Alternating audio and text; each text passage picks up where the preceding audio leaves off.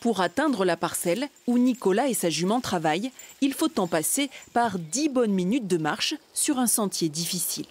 Il y a beaucoup de pentes, notamment sur le dessus de la parcelle, où on n'aurait pas pu y accéder en tracteur. Et donc la seule solution qui s'offre à nous, c'est de travailler avec un cheval.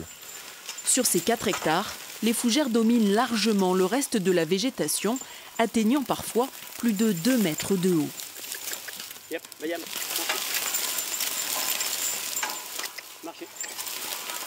Pour remédier à leur prolifération, le Conservatoire des espaces naturels a fait appel à Nicolas et à son brise-fougère, tracté par une jument.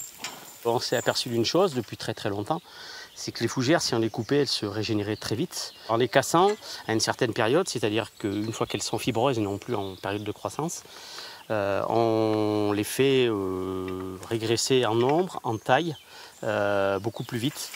Depuis plusieurs décennies, cette parcelle difficile d'accès a été désertée par l'agriculteur à qui elle appartient.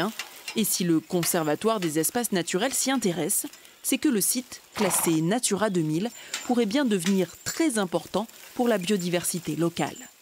On a un château qui est à 200 mètres à vol d'oiseau d'ici, qui abrite la plus grande colonie de petits rhinolophes, donc qui est une espèce de chauve-souris d'Auvergne. Et donc on veut reconstituer en fait un terrain de chasse ici. Au rythme d'un demi-hectare à l'heure, Bayam et Nicolas rouvrent l'espace pour permettre à une végétation variée et aux insectes de reprendre le dessus. Vaches et chevaux pourraient alors y refaire leur apparition après 30 années d'absence.